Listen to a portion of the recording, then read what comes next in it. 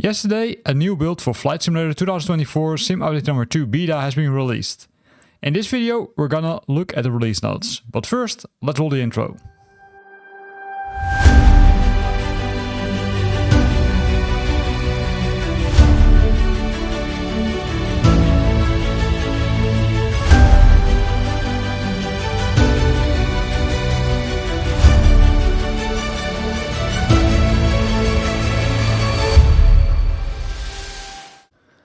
So with this latest build, the version will be bumped up to version 1.4.11, so just one small digit difference.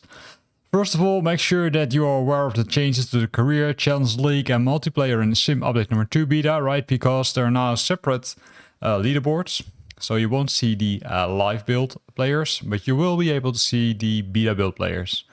So it's really important, and in addition to that, this is also very cool.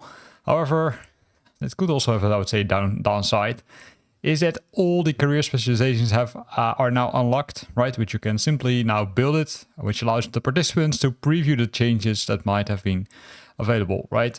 Normally, they're of course not available for you, so I'm not sure what will happen after the beta. Likely they will lock down again, and I hope that you don't lose the progress that you made, because that's kind of unclear. So, what else besides the FAQ, which doesn't contain a lot of things? Well, first of all, the general bug fixes. First of all, they fixed the jetways not connecting properly, right? If you parked, I would say, at any airport, you will likely experience the issue that the jetways were not connecting properly, as well as some flickering airport lights when you approach the airport or when you were, I would say, taxiing around the airport.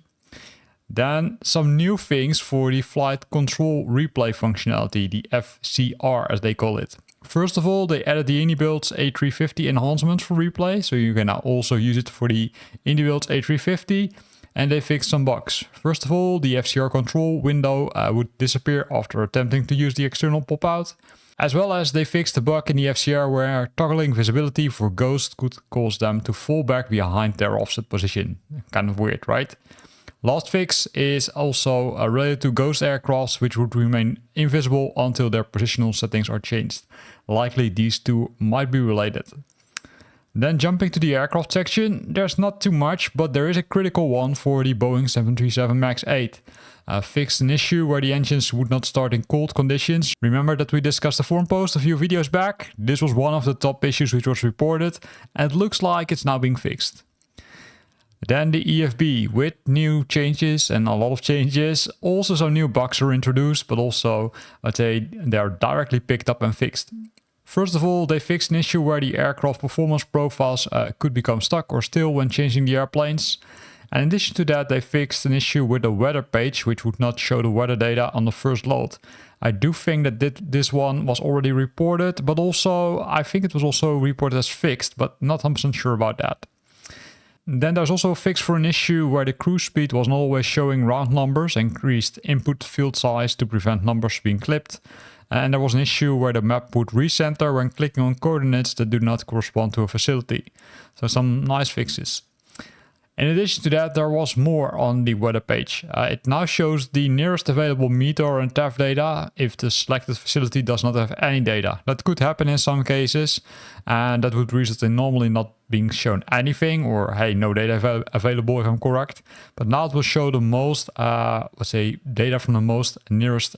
Then the enter key, if you would normally press when using the route string, right, which is if you simply paste a route string, which is, let's say, for example, airways or navgates after each other in that, I would say, text window, which is now possible in the EFB, and you would press the enter key, it would normally do a line break, but what it will now do is it will do something else. It will now save the changes, right? That's good. So let's keep that in mind. Then in addition to that, there are some added buttons to en route section that open the route string dialog. Remove the add waypoint button for the collapsed en route section summary. There's also something with adjusted spacing and button size in the page layout, right? Because it was a little bit messy for the previous build where you would say almost couldn't click the buttons. And they removed the disabled profile view button from the map toolbar to declutter the interface.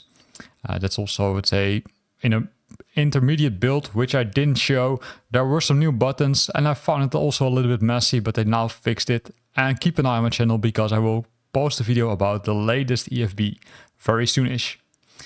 Then the app will now prioritize the facilities from the flight plan to be displayed on the map. Really nice. And the charge provider toggle is now only visible for regions where FAA charts are available. So also an important change.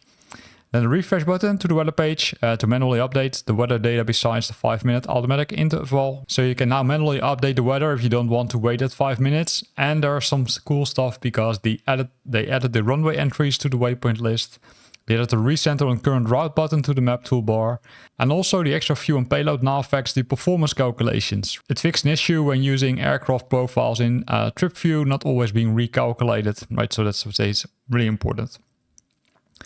Then the next one is that they fixed the cruise altitude and speed inputs, which would have no effect on the performance calculations. That's now being updated. Likely that's to do with the previous one. And they added the missing translations to the chart list page, if you would say kind of use a different language than English. Then, in addition to that, they moved the VFR pattern option to the top of the procedure list, right? So there's the VFR option, there's the jetway option, and there's the vector option, if I'm correctly. But they now reordered them again. So VFR is now on the top of the list. And they optimized the chart data fetching, reducing unnecessary data loads. So likely they did a little bit of additional loading for those maps, but that now is, optimized. Also, they added warnings to the cruise altitude selection if the selected cruise altitude cannot be reached. And they added automatic cruise altitude calculation based on the selected aircraft and the given route. So likely these two are again, I would say, tied together, but that's really nice. Is there more? Yes, there is more. They added a load spinner and a no charge available message to the chart list page, right? So that gives you some indications if it's doing something. Initially, I was also pressing these buttons and thinking, hey, is something happening now? Well, now they added a spinner, which shows you what it's doing. Also, they moved the flight plan management buttons to the header and grouped them by action, right? Added tooltips for every icon button. And they adjusted the styling of the flight details page so it's more consistent with the other pages. Besides that, the facility search bar results, items, the facility icon, ICAO and facility name are now aligned horizontally. And closing the facility info pages will clear the facility search bar. I'm not sure if I'm a big fan of this one, but hey, need to try it. Last one is they added a bounce verification to georeference charts to fix the issue where the aircraft icon was displayed in the wrong position. So a lot of fixes, but also, again, some new things have been added to the EFB. So the EFB is receiving a lot of things in this sim updated. Then if we're focusing on the aircrafts, there was an issue which they fixed. They predicted mesh not using the correct texture maps, causing blocks artifacts on the ground. And if you're playing virtual reality, then there was a fixed 100% crash on enabling quad views when using an HDR monitor on Windows. Well, this was another nice one if you experienced it, but hopefully you can now play Flight Simulator again using those quad views in virtual reality mode. The rest of the fixes has all to do with the SDK and dev mode, so we'll not go to them. But the last one could be interesting. They fixed a regression where the aircraft would spawn continuously on the same parking. That's with SimConnect and could affect external tooling. With this, we're at the end of this video where we looked at the latest beta release of Sim Update number 2, which bumps up the version to version 1.4.11. I'd say interesting fixes, mainly for the EFB, but also an interesting fix for the Boeing 737 MAX. And of course, some interesting fixes in the general bug fixes. Will this be the last build? I'm not 100% sure. I do expect some more. But keep an eye on my channel and you will see when it has been released. Thanks for watching and I hope to see you back next time.